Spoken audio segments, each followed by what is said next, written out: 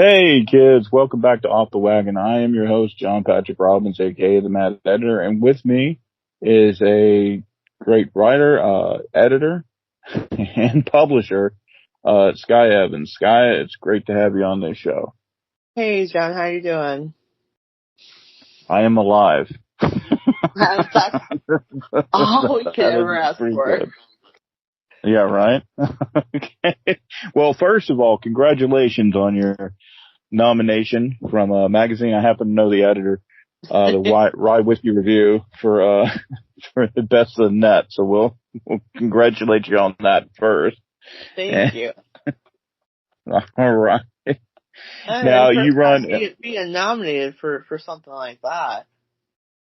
Yeah, that's weird because I think there's three writers. I know. Okay, you, April, and Britton Booth.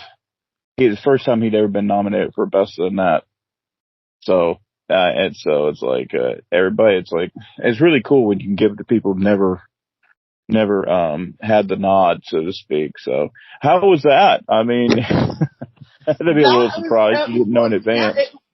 It was. It really was. Just to see that, and it was just like, because, I've talked about it, being an editor publisher myself, doing my own nominations for my magazine and working on those, but sometimes the writing takes a back seat to that when you're focused on other stuff, and just never saw that. Oh my God. It's like, so that as the realization sinks in that, and it might be just me, but I would speculate that every writer has their doubts of is my stuff good enough? Like, you like what you write, but is it good enough? And for someone else to say, yeah, not only is it good enough, but I'm going to nominate you for an award. And Oh, there you go. It's such a cool moment. I'm still just kind of taking it in. It's just such a cool moment. All right. Well, that's, you're very welcome, and there you go. Like I said, I got snubbed this year. I don't know why. I hate that prick. He never nominates me for anything, but what can I say? So yeah, I mean, you are a publisher as well with your magazine, Disturb the Universe, and it takes all kinds. A literary scene. I'm glad I got it right. And your press, I would say the name, but I can't pronounce it. So maybe you want to announce your press name too. It's Modus Sedax. Yes, exactly. It's Latin for bold movement. Okay, all right. And you've done how many books you published out of there? Is it your first out of there now, or is it more? First official with ISBN and barcode and everything that came out in April, Essentia Veritatis, published by Whiskey City Press, and then way earlier in my writing career, as it were, I've self-published chapbooks and some compilation things. I had a press 2006-ish, in the mid 2000s. Self-published my own stuff, but this is the first thing I've had published by somebody else. At this book. Okay. Well, yeah, I know. But I mean, what I was also talking about, you've also published another book by your I can get a lot of this wrong. I do a lot of research, clearly. Modus Sedax published his first book this year, by Jerome Berglund, and that was his own interesting thing, because he writes in a lot of shorter styles, and trying to format that, as I'm just used to traditional, here's a poem, here's a short story. So, and he's not the first person I published. I've had other presses before, way back a billion years ago, and published a few other people. Catherine Valente, I published her first chapbook, way back in the day. And being a publisher is that cool thing of being able to help bring someone else's vision to life. It is. Well, I mean, with that aside, I mean, because we a lot about publishing and running things, because you definitely know how to do that. But I don't know if you have anything ready, but let's hear a poem. Oh, yeah. Well, I'm gonna take right from the book because I got it handy. Why not? Okay. And we'll see where we go. This is one of my favorite rights. And it's called "At the Risk of Repeating Myself." A byproduct of being ignored, invisible, dismissed, and having a differently wired brain, I tell you the same thing over and over, not grasping at that moment, that you probably already heard me. But much like I must have the receipt in hand to prove the purchase occurred, the proof of acknowledgement shows me that my words were received.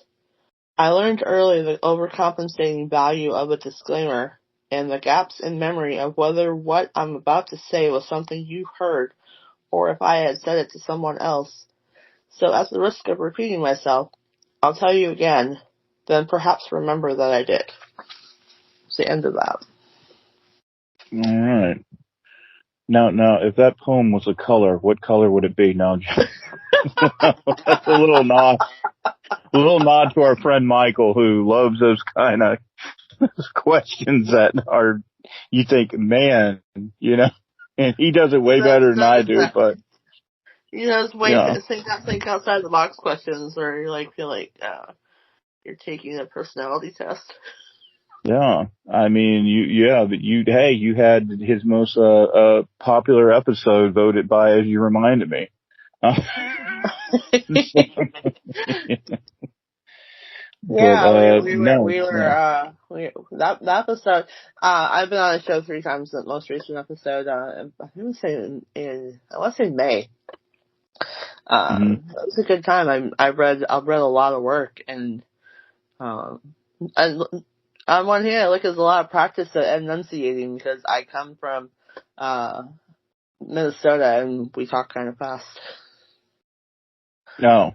Okay, is that what it is? Okay, I'll Or agree at with least you. I do. Be I nice. mean, I don't want to speak for the whole state, but Oh, I and well, I get you, but you kind of get excited with your stuff, and you start talking well, too fast, and the people listening are like, "What did you just say?" well, I know. I'm just joking. I mean, everybody knows this show's laid back, but it's okay. Let's get on with. Let me get to being serious and actually try to act like I know what I'm doing. Once I don't, I assure you. So is reading a natural thing for you, or is it something that you really had to kind of push yourself to do? I really pushed myself to do probably the enunciation part, where to speak so that other Mm-hmm. people can understand what I'm saying. And Mm-hmm. then there's some element of stage fright to it. Even though it's this format as we're recording where we're just is over audio, we don't see each other, I still feel a sense of nervousness. Mm-hmm. And then also reading out loud, am I going to trip up on my words and then try and overcome that moment and not feel self-conscious and I am an awkward individual in general all the time. No. So it's trying to navigate that, but reading out loud, gives me the practice to get better at it. There might be some day in the distant future that I might stand up in front of people and read out loud. Maybe I don't.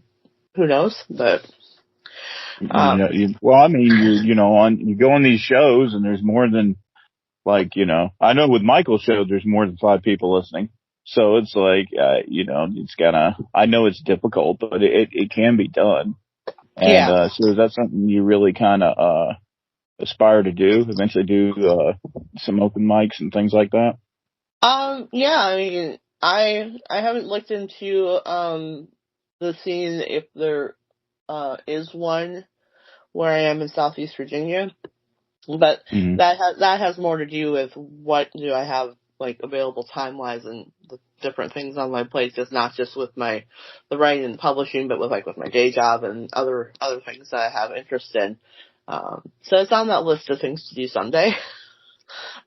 But Yeah. maybe I talk to other writers and other publishers and maybe find a scene, develop a scene. Who knows if I'm going to be where I'm going to be living next at some point, that there might be a more established scene. It's just when that urge shows up, then I'll just go run with it. Yeah. So yeah, that's another thing. Is it really hard? Are you like a fast writer, or does it really take a long time to kind of get a book together for you? And it's hard to find time because like everybody has a day job, unfortunately, you know. Well, most everybody. I'm a professional drinker. A lot of people don't know that. Yeah. Well, being a professional drinker takes time too. You're not maybe not It efficient takes talking in, talking dedication. out, but Hospital Yeah. visits, jail time, parole. Yeah, I know. All Yeah, them good things. I get it. It's being a creative across a variety of mediums. Sometimes the inspiration's there and you just grab it and you hang on and stuff just comes really quickly. Other times it's just sitting there, like I'll sit and look at a blank Google Doc and try and come up with something. But I've noticed this as a visual artist, that sometimes everything you create, you just like can't connect to it. It's like, okay, let's take a break. Let's do something else instead of forcing it. Mm-hmm. And so the writing sometimes is very prolific, and other times, and I'll have a maybe I should be writing moment because I haven't been. And sometimes fragments just show up, and so I have like a document that's just like, here's this phrase. Yeah. And I'll come back to it later, and it'll morph into a poem or a bigger phrase or something.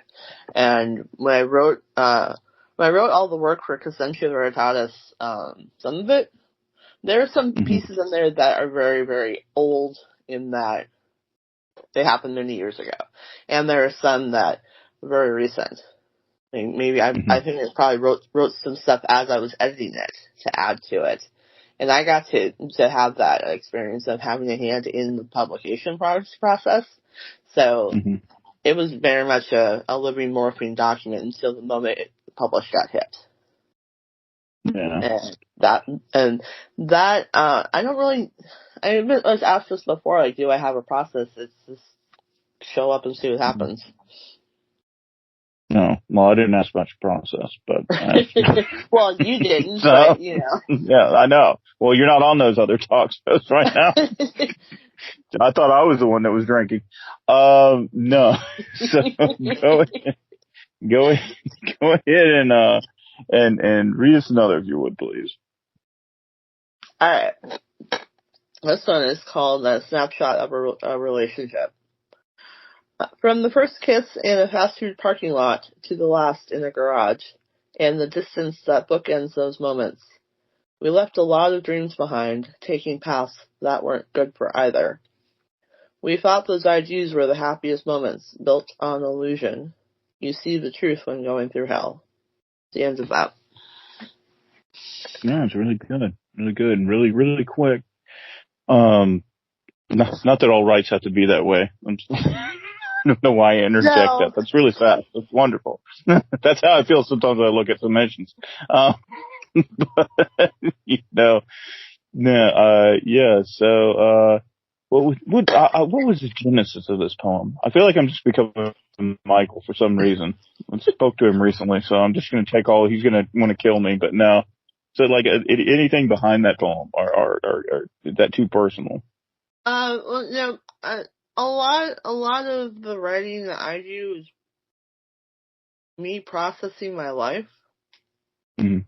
This piece in particular happens to be about the end of my second marriage, and all the turmoil, the ups and downs that kind of went with that. Like, you in the context of any part of your life, anyone's life, that you go through some sort of event, and then you got to process whatever comes up from that. And I process a lot of stuff through writing, and this one was just,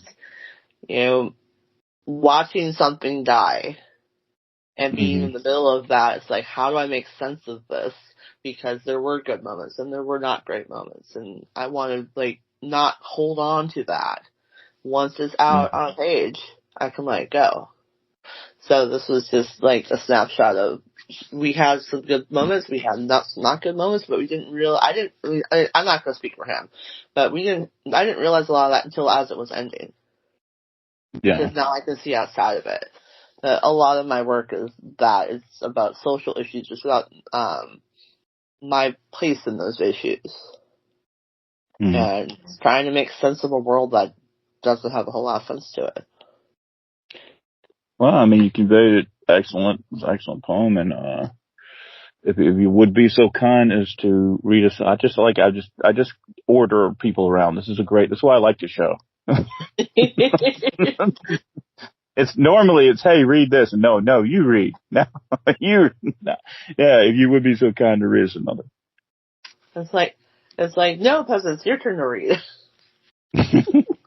No, I'm more like the janitor. Trust me, I'm not on a high horse. That's what I am. Yeah, I can read another one. This one actually is like an example of me trying to like put some sort of understanding into the world around us, especially, like I said, I live in Southeast Virginia. Clearly, I live in the United States, and there's a lot going on here all the time, but especially in the last several years. So this one is called The American Dream. It's a damn challenge to not give in. Do not give up either. Trying to keep it together to appear moderately functional in an extraordinary life in a world that would rather beat you down to keep you beige and mediocre. The exceptional are occasionally revered until they dare step out of line. Then they are forgotten as quickly as discovered, and attention moves to the next big thing. Unless you can be exploited for ratings, devoid of entertainment value, anything for a quick buck. My heart hurts a lot trying to find my own way. I never fit into the compartment this world demands of me. The self-proclaimed gurus will sell you something they don't really have. Dressed up in pretty imagery where you too can have the life they advertise for only 4 payments of more money than you'll ever see in a lifetime. Surely your future happiness is worth going into debt for someone else's half-baked opinions. Just give up anything that makes right now worth living and you'll afford the life of your dreams. While those in power laugh behind closed doors, brainstorming ways to squeeze blood from a stone, I am in so much pain. But so is everyone else, so who cares, right? There are plenty that have it worse than me. Suck it up, buttercup, and fall in line. You're nothing special, and if you can't pick up the slack, we'll find someone else to take your place. Be that machine cog, and be grateful for any morsel of happiness. What a joke, yeah? Pay attention to who's laughing. That's the end of that. Well, very good. But I one thing I had noticed about your writing, even on some of the darker ones, there's also kind of that kind of dark humor and dark sarcasm in a lot of your work. Yeah. I mean, was it always like that? Were you always kind of like, always adding that, or has that just kind of evolved with time? I think it evolved with time. Like as I grew up, I'm neurodivergent, and for anyone who doesn't know what that is, I have weird brain chemistry. Like I've been diagnosed with like depression, etc., some other stuff, and trying to function in society, much like what I talked about in that piece, where you're supposed to show up and be that machine cog and just keep things running and just don't have an opinion, don't strive for something better, but like in a way that's conformative. And I grew up not feeling like I fit in. So coming with that cynicism, some biting sarcasm is kind of like how I cope with the world, and some of the things that I've lived through. Telling a joke is sometimes how you cope. And people will respond to that because it's like, oh yeah, I felt that way too, and you find that little bit of commonality. Yeah, that's true. Definitely. Humor is a key essential thing, and I think it's very good to even have it. Just even on the that kind of dry sense sometimes, that biting sarcasm really works with a lot of work. Now, again, your publications you run, I mean, let's we both are editors and seen a lot of crazy things. What are some of the, and you, obviously we're not telling names. What No. are some of the craziest experiences you've had while editing your magazine with dealing with this kind of out there writers? Like when I started, it takes all kinds. Again, Mm-hmm. a billion years ago, like 2006, I think. Um, it was very much like putting zines together and doing a lot of copy paste, but I grew up on computers, so putting it together in computer form, Mm-hmm. made me happy. And just like writing, I've been writing since I've been in my preteens, so connecting with other writers and other people, and I kind of just sort of morphed in this vision of like, let me give some other people space. Like, I just want people's stuff to be out there. It's really hard to put your art out there. It's really hard Mm-hmm. a lot of the times to um, find those avenues. And my entire why behind both of my publications is just a platform for people's work to get out there. And there have been moments where it's just the rights don't make sense somehow, they don't connect, or it's just so outrageously, it doesn't, like, what in the hell did I just read? kind of Mm-hmm. moments. And, like, I built Disturb the Universe on, I don't want this hearts and flowers, butterflies and rainbows. Like, I'm not against any of those things. Like, I 7 tattoos of butterflies. Like, I really love them. But I don't want this, like, I don't subscribe to the whole, like, everything is happy, there's no trouble in the world, and let's put a smile on our face and, ignore the problem. Because I don't live like that. I have a really hard time with positive all the time, like, because nobody's life is like that. And if it is, kudos to you, but I can't relate. So No. when I started Disturb the Universe, it was just like, I want to have like so much of this is what life is really like for people. This is what really comes out, and have it be something like edgy. I feel like that's like a buzzword, but it is like you're on the edge, looking at down into the abyss, and Mm.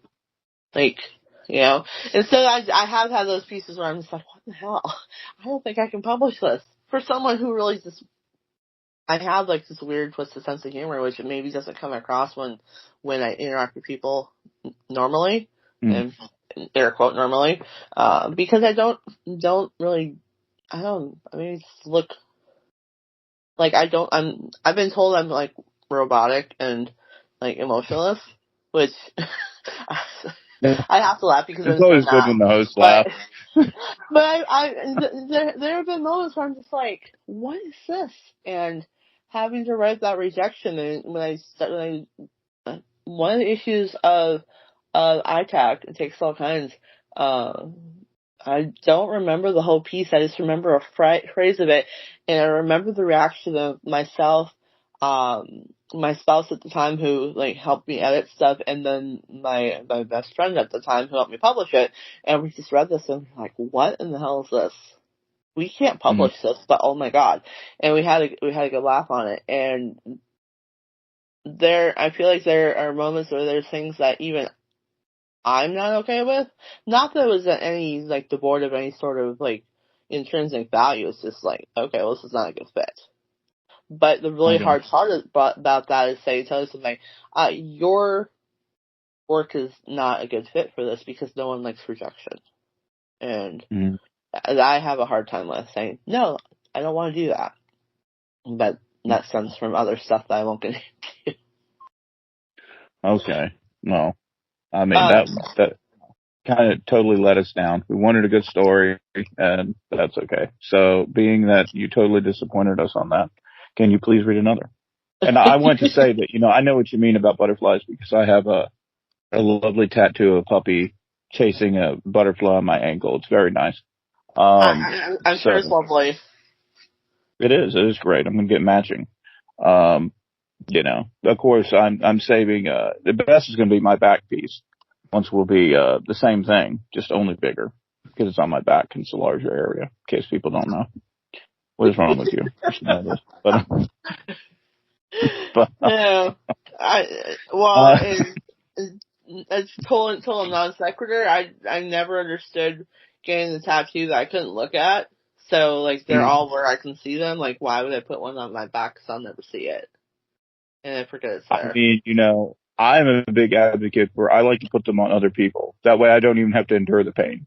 It's just, it's hard to talk people into that. Or, they wonder why you broke into their bedroom, you're tattooing them in the middle of the night. But hey, And you anyway, just have to, people yeah, just don't appreciate like where good art comes from. they do not. Go ahead and read us another. This one is called Camelot.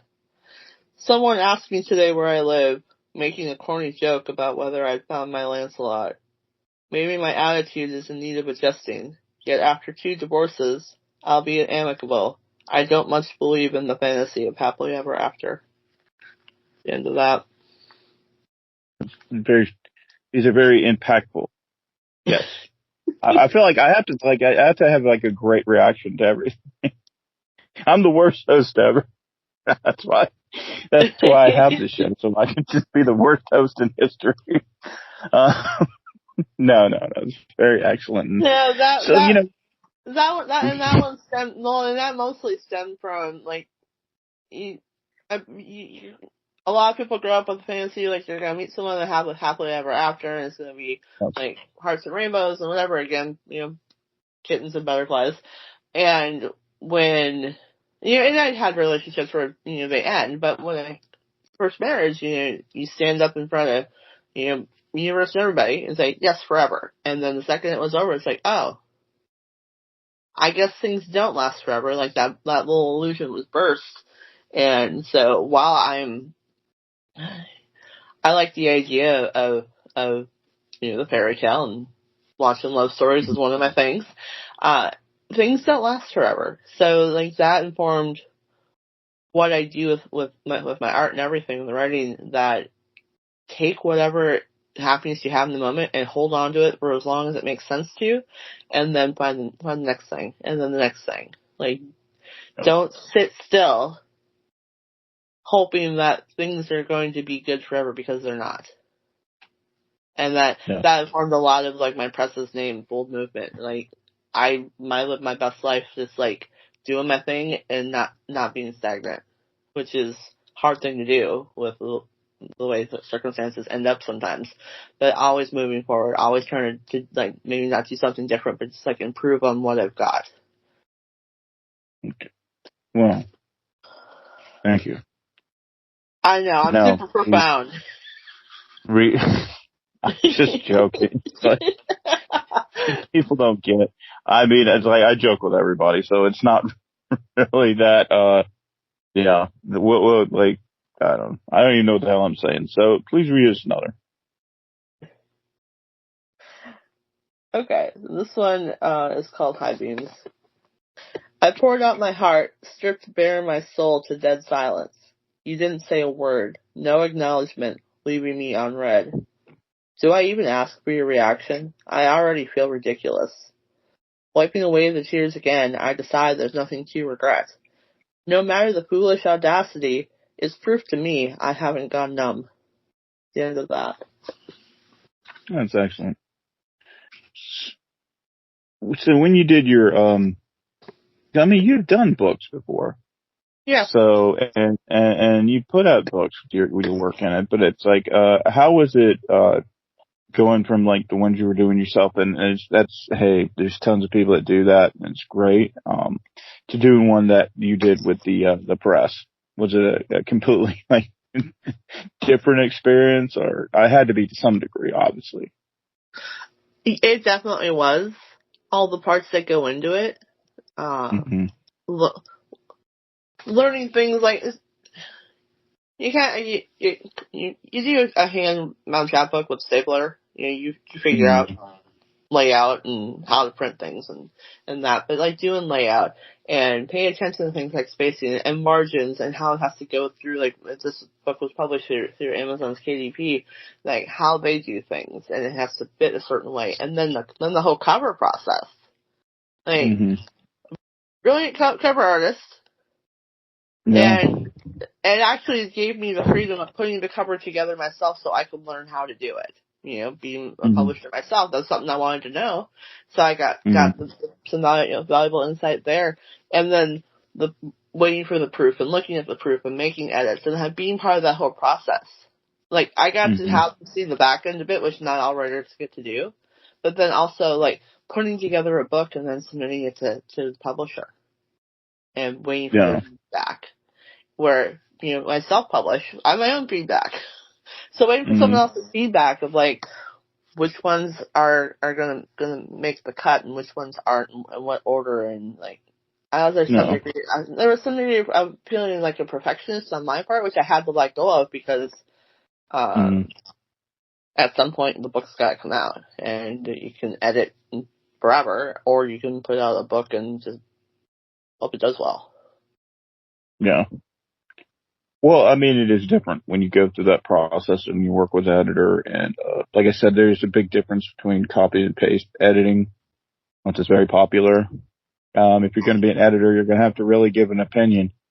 You can't just go, okay. And it is, I know it has to be a little bit different because, I know it was for me because, I mean, like the first book I did was a joke because it was just sent into a chop shop. And so basically they just, everything's okay. And, that's not being an editor. And I don't, I'm not, nothing against people who do that, but yeah, you learn it when you deal with other people. And just because you're running a small press doesn't mean you have to be, unprofessional.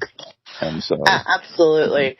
Oh, and with this book as well, the version that is out, I say version because I had a complete book done like a year and a half before this one came out, and I asked to have it scrapped.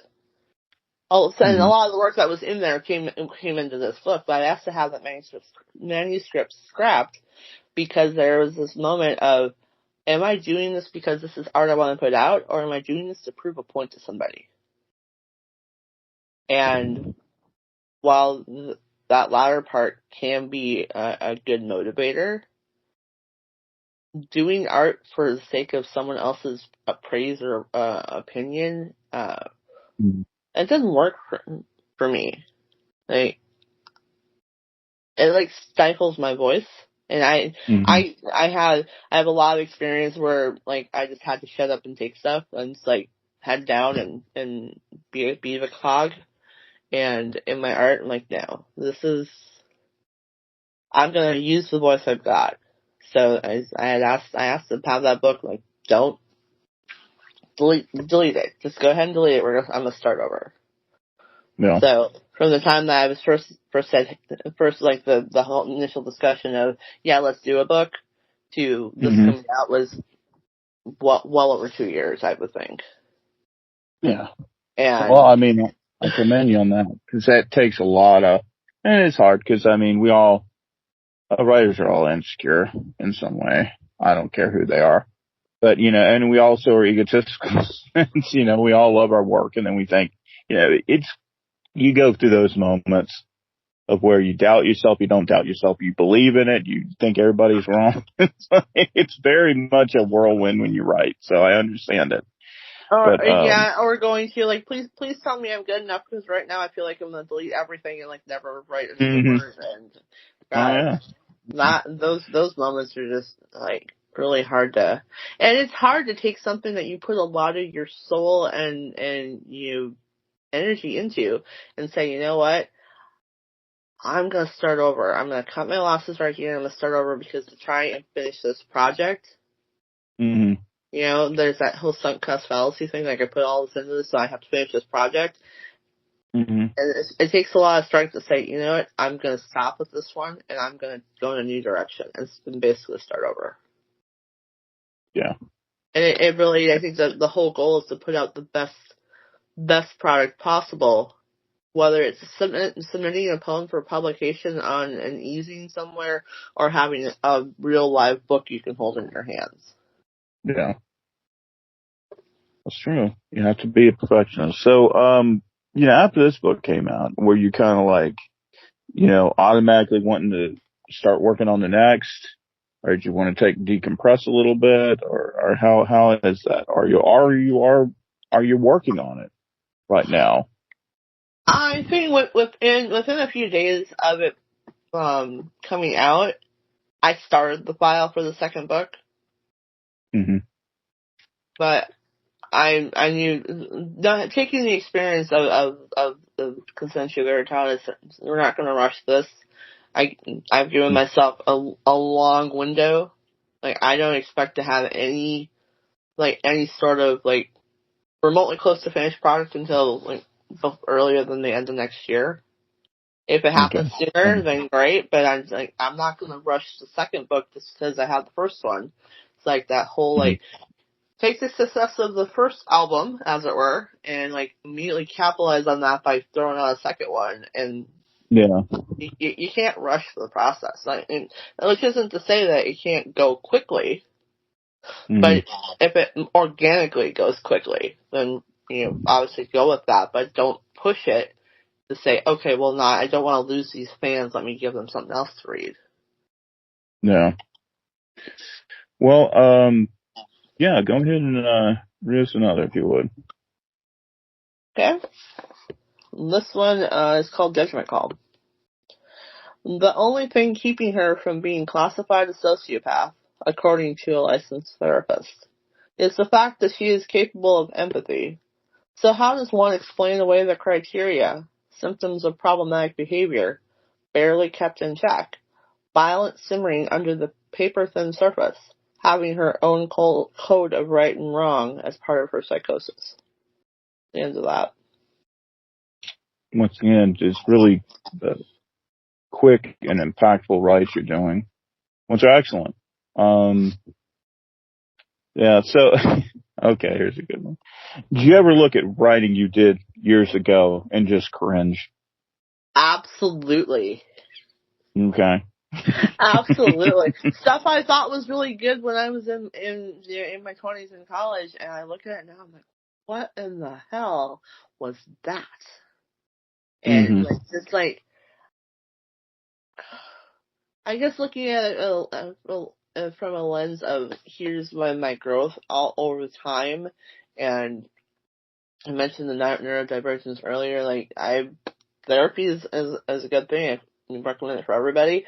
But going through that and learning how to cope with stuff better, I look back to the person I was writing some of that stuff, and even it's the teenage angst and the world's gonna end because this boy doesn't like me, or all the stuff that you go through when you're growing up, and it's like, God, oh my God! But then there's other stuff that came out too that was really exceptional. And this piece I had published, actually by you, called Void, was something I wrote in college. Okay. Years ago. And that was one of the things that really stuck out. The writing I do now, there are glimpses of it back then, and this of all the email. Yeah. Well, yeah, that's another thing. But yeah, I looked at some of that. I just cringed and can't I salvage anything from this? What if I rework it? Yeah. Well, that's another thing is that you also, I mean, it was kind of like a natural thing because you had already worked on your own magazines and doing it and printing them up. And so, how has your experience been at working at Whiskey City Press? I mean, this has got to be one of the greatest questions anybody could ask somebody. I knew I would be honored, but they fired me. They never pay me, and they don't never acknowledge me, those bastards.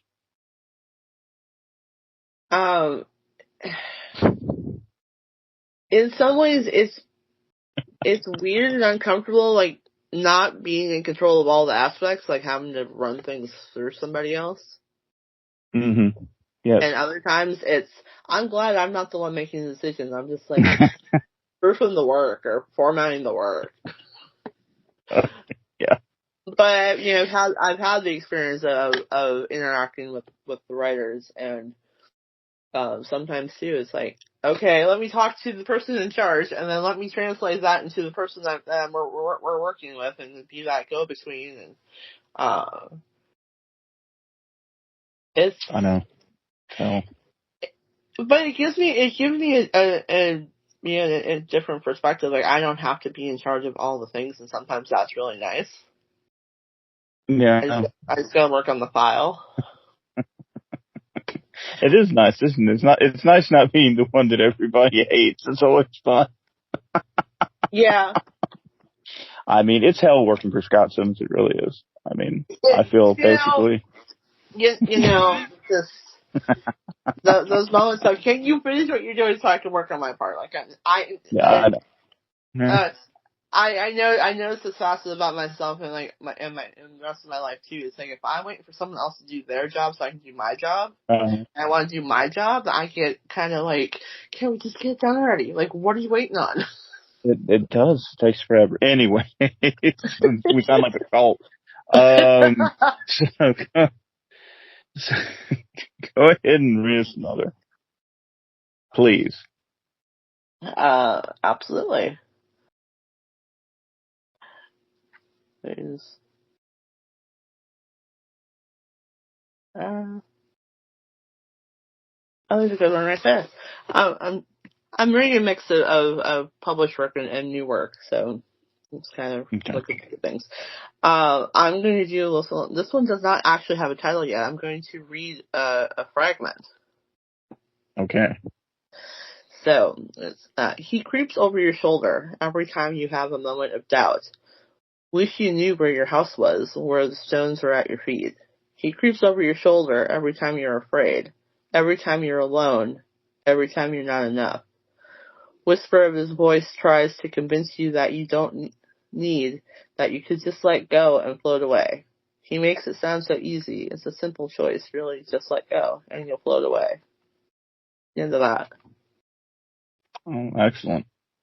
This is clearly inspired by the editor-in-chief of Whiskey City Press, Scott Simmons. I can tell. He would like that. He'd like that he got mentioned multiple times. So that's what I like to do. I like to take a serious interview and then make it people wonder what in the hell's going on.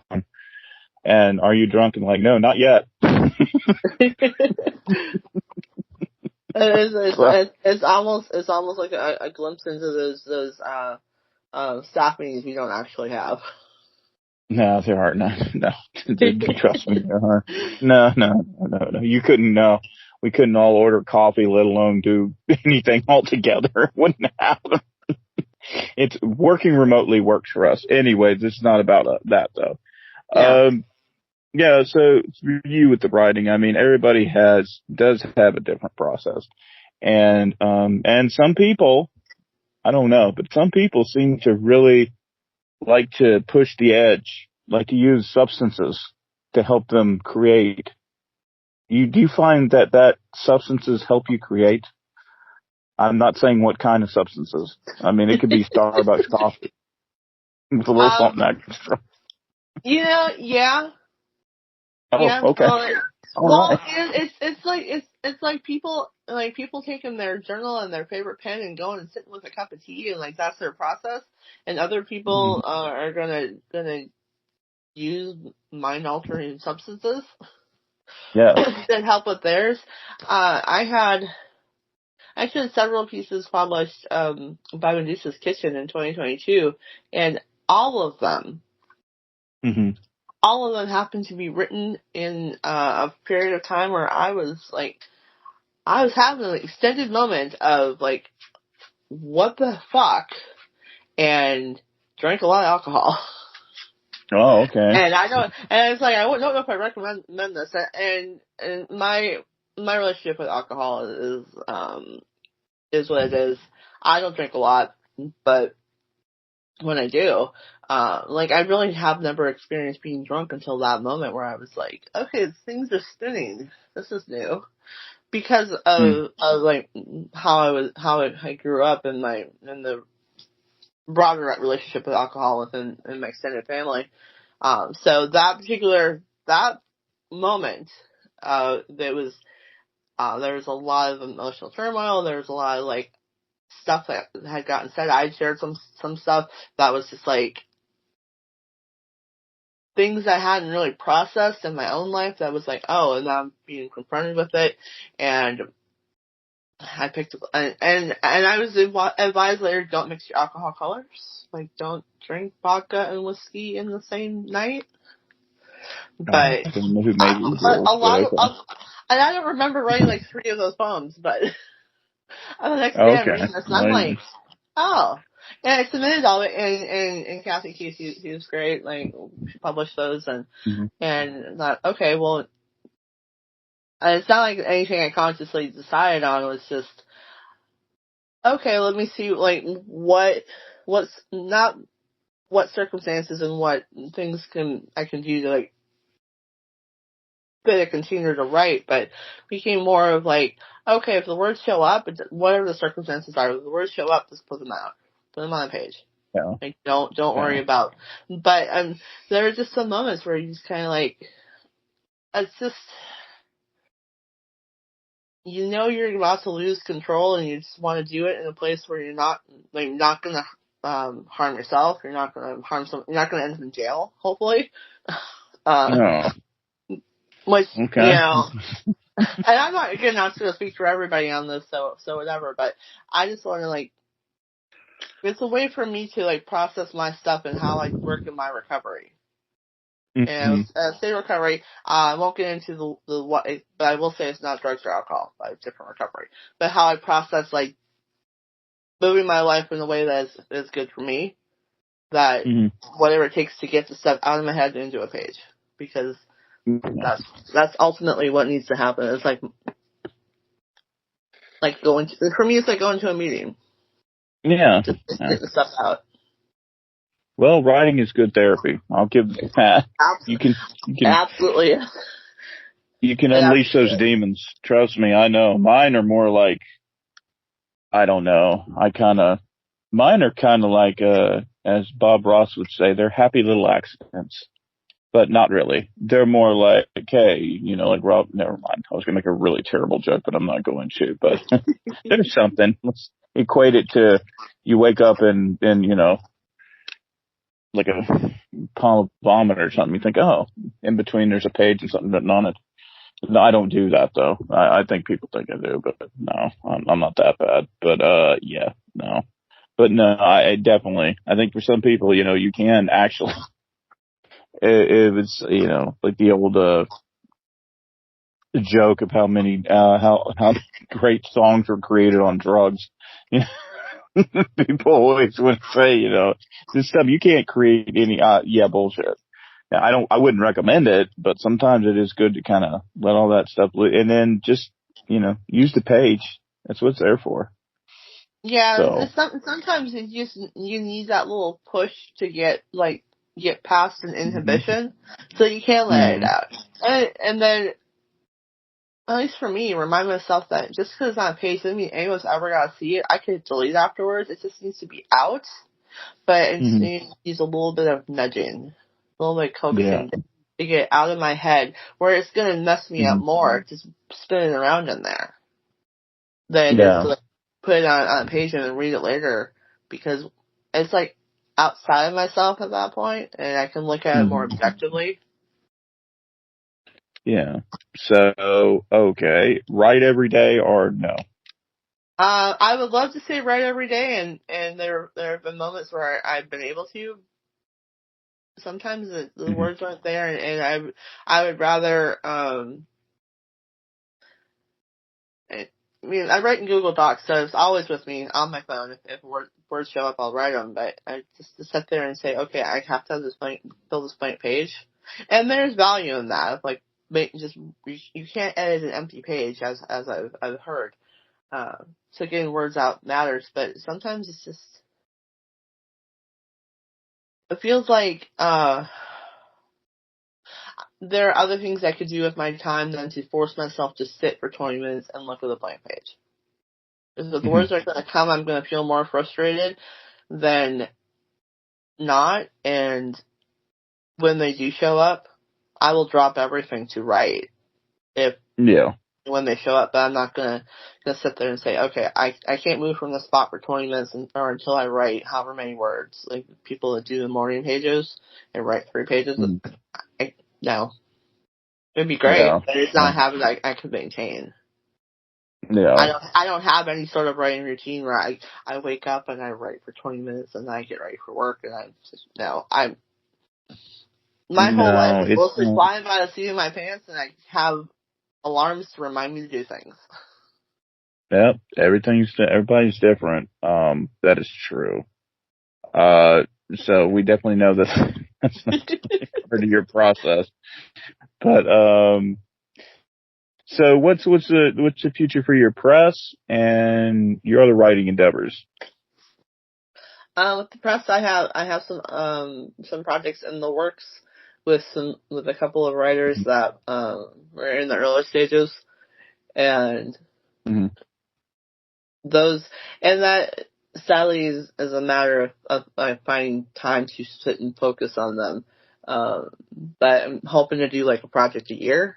I could publish a book in, let's see, I think it was June, so sometime in 2025. Hopefully, like I'll get another project out by right before the end of this year. But we're into September now, so being realistic, at least one project in 2025 for another writer. My own writing, sometime late 2025. I anticipate my next book coming out. And as far as the mags go, ITAC has been in a hiatus since last fall or beginning of this year, maybe February. Mm-hmm. Time is basically a blurry construct, so I forget how timelines work sometimes. But I think earlier this year, the last issue came out, and I thought, I really don't want to agonize over making a PDF.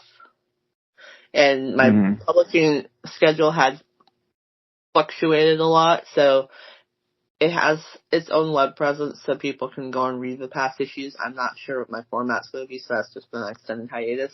The Serve Universe, on the other hand, I deeply enamored with that magazine and how well it has been doing, and the caliber of the submissions I've been getting. People who have written in and said, "I heard about you from so and so," or "I've read everything," and then submit their work. And there's some really really phenomenal work that's coming in, and I haven't put together my best of the net nominations for the writers I publish, and it's a tough process narrowing that Yeah. down. And the really I nice mean, thing yeah. that I found, like the first year, I thought, okay, twice a week. Like I know you publish daily on the Rye Whiskey Review, and I'm like, I don't know if I can commit to daily, but I could do twice a week. Multiple I could do that. magazines. Yeah, Multiple magazines. how you do Yeah. that, I'm amazed. But I committed At to one twice time, a I week. used to nominate everybody. All the magazines were active, so I would do best in net. And it's like, I think they thought it was a joke after a while. I had so many. That's why you say people had a good shot with me because just because you didn't get nominated, the whiskey didn't. The whiskey's a Shark Tank, so it's very Yeah. hard to get nominated there. But it's very hard for me to choose.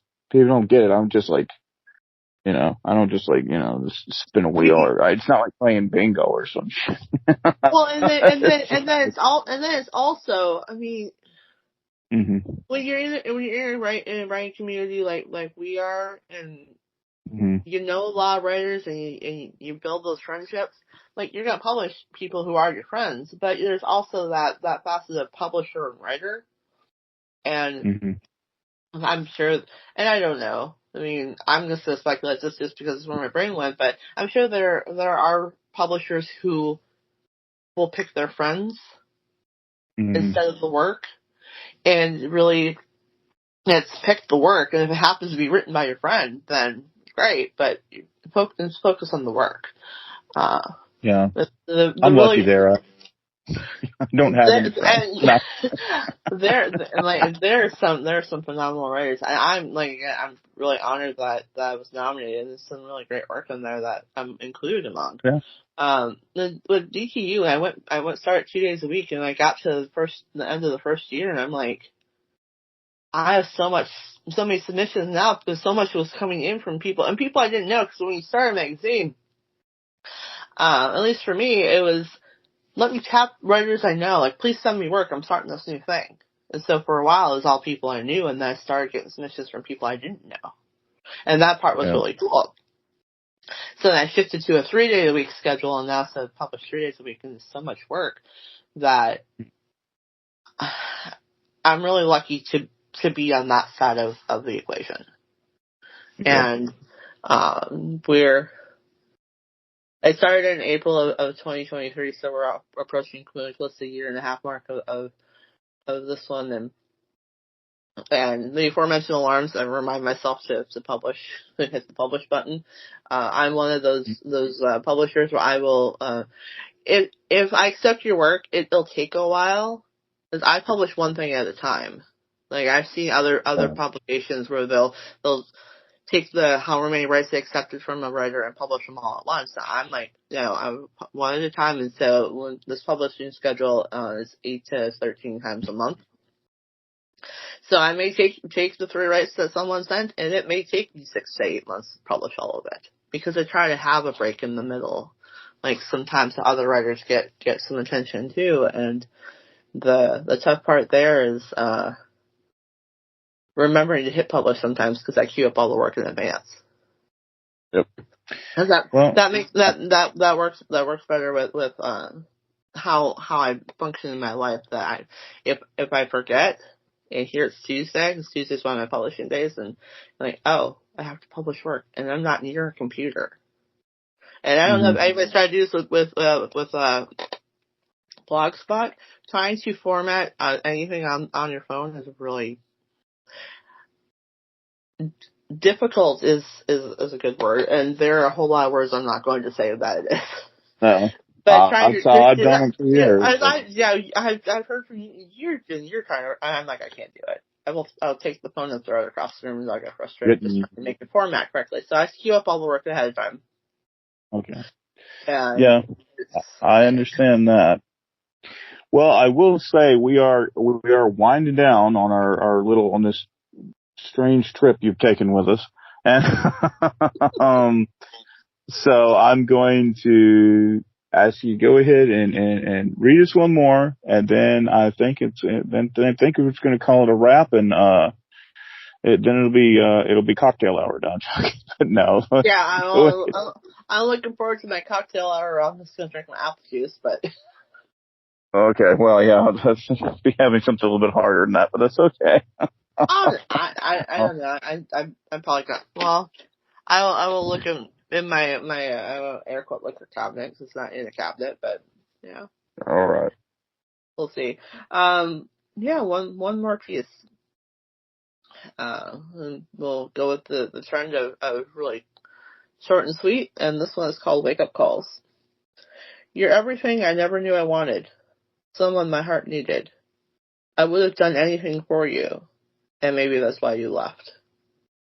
It's the end of that. That is an excellent one.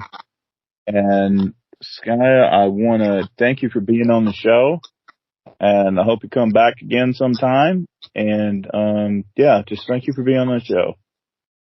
Thank you for having me, and rolling with the awkwardness. Oh, I don't think it's been awkward at all. I mean, I think we talked a lot about different subjects. So yeah, I think it was great having you on the show. I want to thank you, and I want to thank everybody for listening. Skaja, again, thanks for being on the show. I thank you for having me on the show, John. Laughter is important, and we got to do a lot of that. All right, folks. Thanks for listening, and adios.